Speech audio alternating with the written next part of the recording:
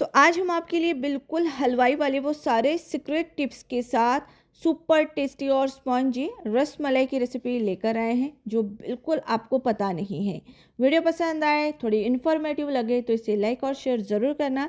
Channel पर नए हैं तो सब्सक्राइब करना ना भूलना। आज की नई रेसिपी शुरू करते हैं। तो सबसे पहले हमें लेना है 1.5 लीटर दूध। आप गाय का या भैंस का कोई भी ले सकते हैं।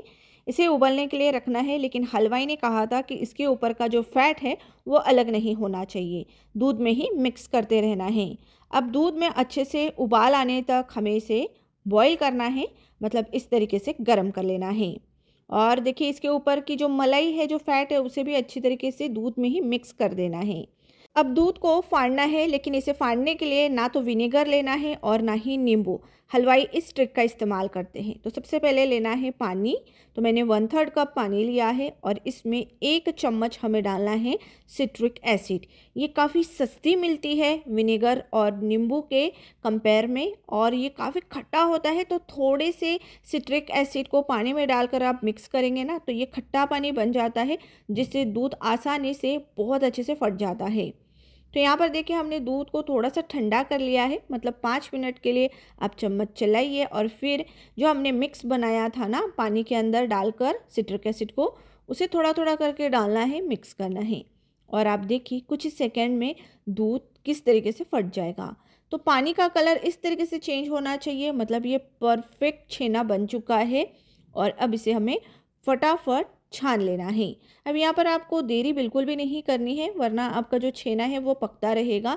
तो हमें फ़ौरन इसे ठंडा करना है, और पानी डालकर जैसे आप ठंडा करेंगे, धोएंगे, तो इसके अंदर का जो खट्टापन है वो भी निकल जाएगा और छेना भी ठंडा हो जाएगा।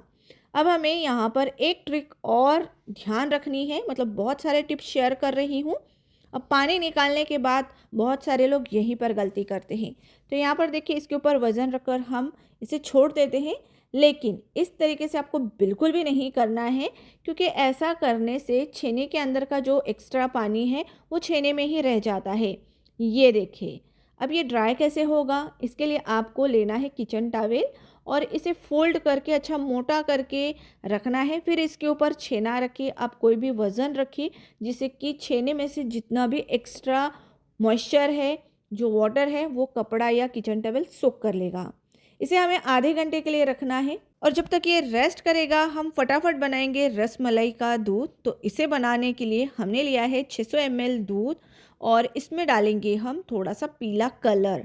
दोस्तों कभी भी हलवाई केसर डालकर रस मलाई के अंदर येलो कलर नहीं लाते हैं, यह आपकी गलत फहमी है। साथ ही डालेंगे शक्कर, केवड़ा इसेंस या फिर रस मलाई का इसेंस मार्केट में आसानी से मिलता है, और इलायची का पाउडर।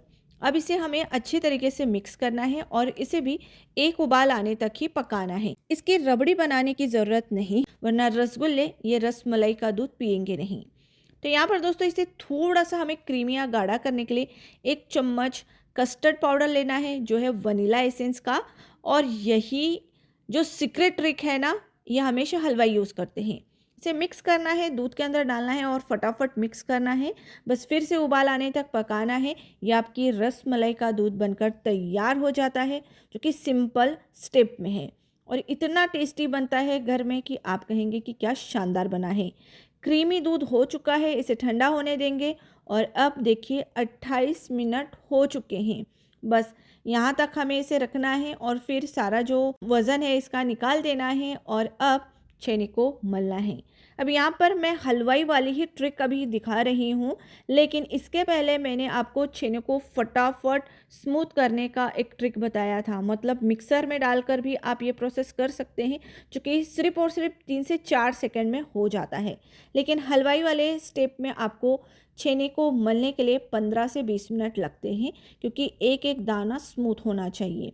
तो इस तरीके से आपको मलना है आपके हथेलियों से, जिससे क्रैक फ्री बॉल्स बनेंगे, और तभी आपका जो रसगुल्ला है या फिर रसमलाई है वो परफेक्ट बनती है।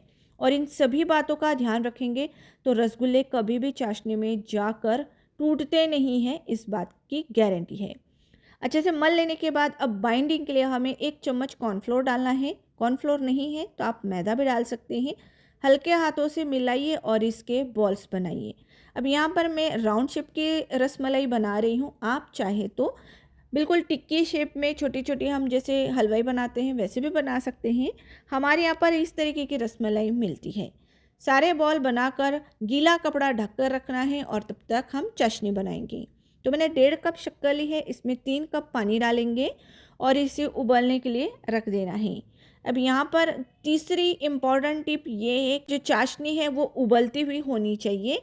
उबलती हुई चाशनी में ही हमें ये जो बॉल्स हैं डालने हैं और हाई फ्लेम पर 5 मिनट के लिए पकाना है। पहले हम 5 मिनट हाई फ्लेम पर पकाएंगे, फिर ढकेंगे, लेकिन साइड में थोड़ी सी जगह बचा देंगे, क्योंकि जब हम ढकते हैं ना तो जो चाशनी है वो ऊपर तक पकने लगती है, मतलब रसगुल्ले के ऊपर तक चाशनी उबलती है और उसी से ही परफेक्ट ये जो रसगुल्ले हैं फूलते हैं। लगभग 10 मिनट के लिए हमें इसे ढककर पकाना है और आप देखिए रसगुल्ले की साइज़ बढ़ चुकी है। अब फिर से हमें लगभग 5 से 7 मिनट के लिए हाई फ्लेम पर पकाना है और जैसे आप हाई फ्लेम पर पका दें ना तो चाशनी जो है वो गाढ़ी हो जाती है और इसीलिए इसमें थोड़ा थोड़ा पानी ऐड करना चाहिए। और हलवाई भी यही ट्रिक इस्तेमाल करते हैं, जिससे कि चाशनी ज़्यादा मीठी नहीं होती है और रसगुल्ले भी सॉफ्ट हो जाते हैं। तो यही ट्रिक होती है हलवाई की, जिससे हमारे स्पॉन्जी रसगुल्ले बनकर तैयार होते हैं।